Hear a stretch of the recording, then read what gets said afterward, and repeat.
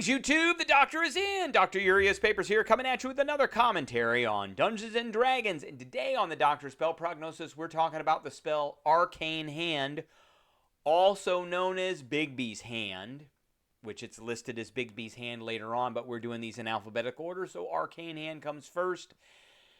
We're giving this a solid A. I love this spell, but first, don't forget to hit that subscribe button. If you like this video, hit the like button. And if you have any questions or comments, please leave a question or a comment. All right, so this is a 5th level spell. Very different than the spell that we did yesterday, which was Anti-Life Shell.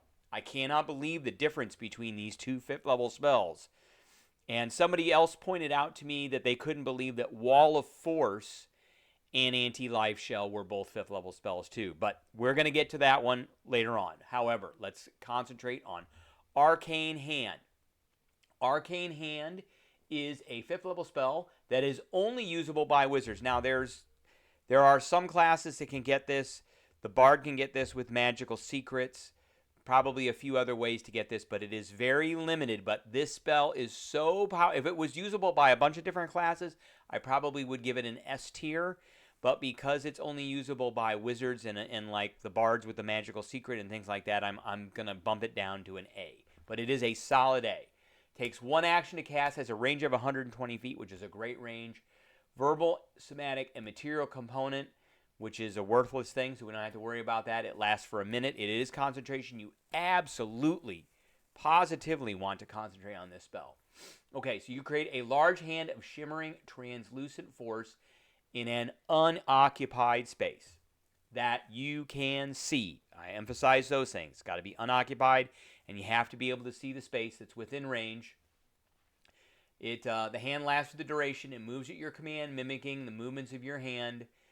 So it's got an AC of 20. It's got hit points equal to your maximum.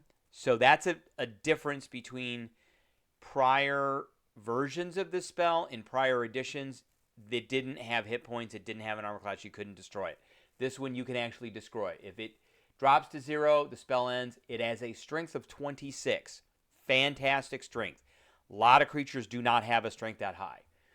Dexterity of 10. The hand doesn't fill its space. Okay, so when you cast the spell, and as a bonus action on your subsequent turns, I always put that "your" in. That means it only occurs on your turn. You can move the hand up to 60 feet and then cause one of the following effects with it. Okay, and these are pretty good effects. So the first one is kind of the general one, BIGBY'S Clenched Fist. The hand strikes one creature or object within 5 feet of it. Make a melee attack for the hand, a melee spell attack. That's you, not the +8 for the hand, but that's your melee spell attack. Using your game statistics, on a hit, the target takes 4d8 force damage. A lot of things are not immune to force damage. Force damage is pretty good. Then there's the Forceful Hand. This is one of the ones I really like because it's forced movement.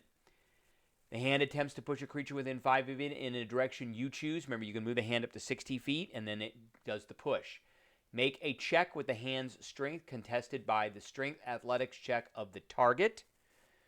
If the target is medium or smaller, you have advantage. I like that. So you're going to get a really high roll, and you're going to add 8 to it.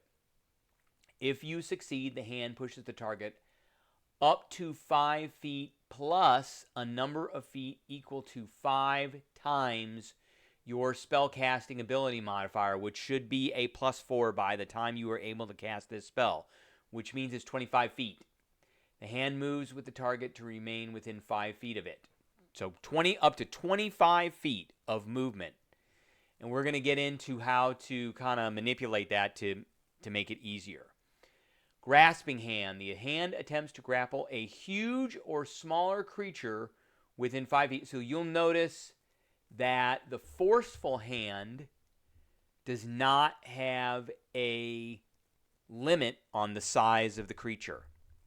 So you could literally push the Tarrasque with the Forceful Hand. The only thing that has anything to do with size in that is if it's medium or smaller, you have advantage. That's it. So the Grasping Hand does have a rider on it that is associated with size. So it's huge or smaller, within 5 feet. You use the hand strength to resolve the grapple. If the target is medium or smaller, you have advantage. Again, advantage. While the hand is grappling, you can use a bonus action to have the hand crush it. So that would be on the next turn. Well, if you did it as an action on the first turn, then you could use your bonus action to crush. And then it's going to take bludgeoning damage equal to 2d6 plus your spellcasting modifier, which should be a +4. Now, they don't have a little link to grapple on here, but I did put in grappling. Now, there's a few things that I don't think you can do with this spell, with this grapple. So if you grapple them, a grappled creature has a speed of 0. That's it. That's pretty much it. Moving a grappled creature, it says when you move, you can drag. So this could be up to DM's interpretation. You can grab something and grapple it, and then on your next bonus action, you can move it. That's up to your DM. I would say no, because that movement is triggered. It's tied to you. It's keyed to you, not the hand.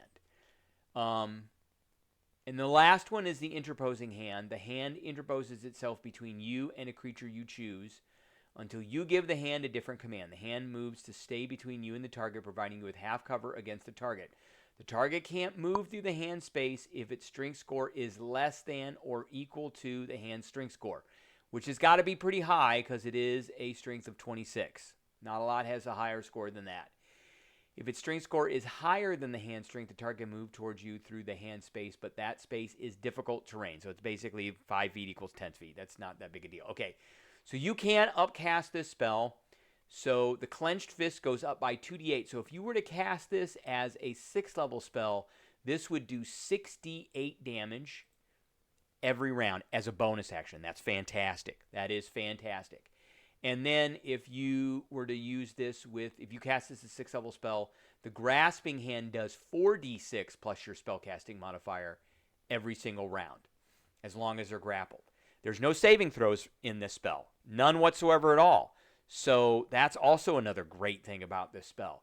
The forceful hand is my favorite one because it's forced movement, and it's a lot of forced movement. There's no rider to size for the creature, and if it's medium, you get advantage. So you can be moving things around a lot. Now, keep in mind that the hand has an AC and it has hit points. So, for instance, if you were to move the hand, if you were to force something to move, and let's say you were forcing it to move into a blade barrier, you got to make sure the hand doesn't go in the blade barrier because the hand can take damage from the blade barrier.